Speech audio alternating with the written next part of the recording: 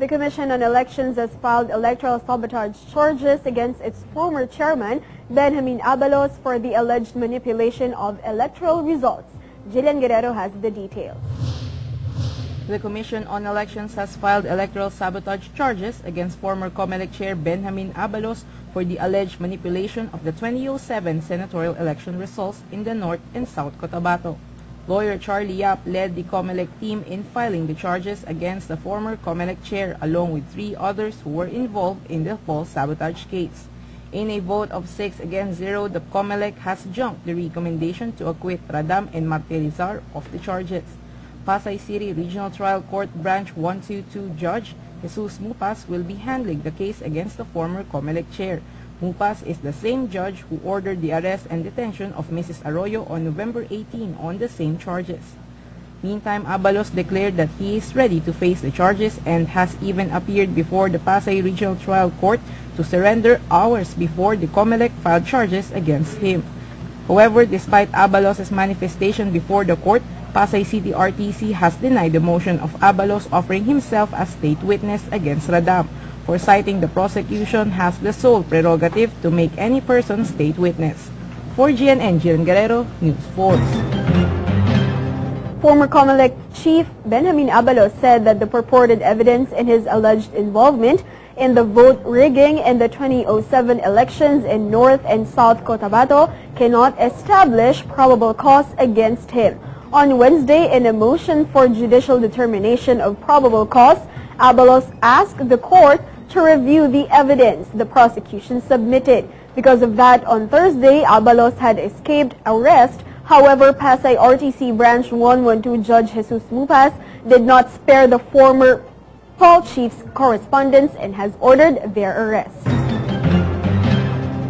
Josephine Manalo and businessman Roberto Ongpin both requested the Senate Blue Ribbon Committee for a private interview with the senators for the alleged behest loans obtained from the Development Bank of the Philippines.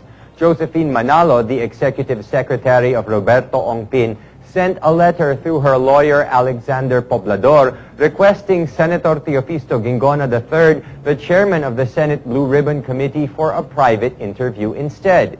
While the camp of Ongpin also sent a letter to Senate President Juan Ponce Enrile and Senator Sergio Osmeña the third and Panfilo Lacson asking for a private interview as well on the alleged behest loans obtained by Ongpin from the DBP. It can be recalled that Manalo skipped last Monday's Senate investigation on the alleged behest loans, citing poor health condition that they in turn drew the ire of the senators.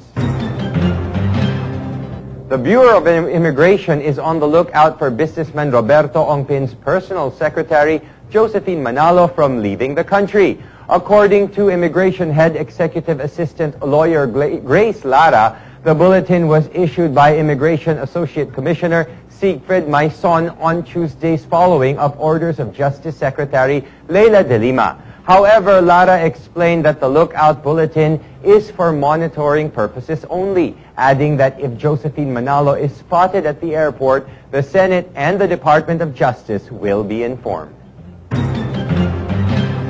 The Philippine Charity Sweepstakes Officer PCSO is planning to file plunder charges against its former officials as well as Pampanga Representative Gloria Macapagal Arroyo in connection with the alleged anomalous release of the agency's confidential intelligence fund amounting to some 391.9 million pesos.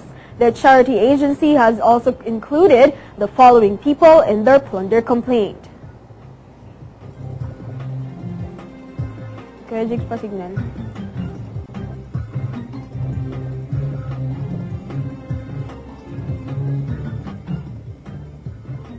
Said complaint, PCSO has accused the respondents of conspiracy in withdrawing, amassing, and accumulating public funds from July of 2007 until January of 2010. President Benigno Aquino III said he is getting impatient due to the slow pace of the passage of the Reproductive Health or RH bill. In a meeting with President Aquino, House Speaker Feliciano Belmonte was asked by the President on the situation of the RH bill. Belmonte said that the chances of getting the bill passed is not going to happen due to the number of lawmakers who are against the bill. Belmonte added that President Aquino urged him to do his best for the passage of the bill, while Belmonte promised to the President that he will try to place in the votes now when they reconvene. Meantime, the House Speaker has urged his colleagues to cooperate in making the RH bill debates more sane and rational. The palace has announced that the government will not appeal to the Supreme Court's verdict of distributing parts of the Hacienda Luisita to its farmer worker beneficiaries. Presidential spokesperson Edwin Lacerda said that the Aquino administration is for the distribution of Hacienda lands to its tenants and that the only issue left to be resolved is the granting of just compensation for all the beneficiaries. Ryan Pastera alias Brian, the suspected missing link in the Ramjen Revilla has surfaced according to the police. Together with an agent from the National Bureau of Investigation, Ryan Pastera went to the Parañaque prosecutor's office Friday to personally testify before the authorities of what happened during Ramjen Revilla's murder, but denied that he is directly involved in the killing of the actor. However, the camp of Janelle Manahan said that Pastera's testimonies have no effect on the case.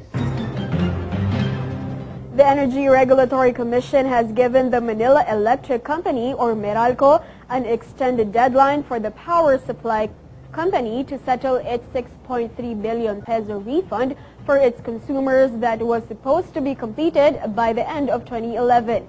According to ERC Executive Director Francis Saturnino Juan, Meralco needs more time in its refunding program as it is experiencing difficulties in finding some of the commercial and industrial customers that may have left the country or moved in another location. It can be recalled that in 2003, the Supreme Court has ordered Meralco to give reimbursements worth 30.2 billion pesos to its consumers for overcharging electricity from 1994 to 2003. 5 Americans sentenced to jail for more than 2 years for insulting Thailand's king. And singer Adele finishes 2011 on top as she bags this year's top album, single and video. These and more stories when Newsforce returns.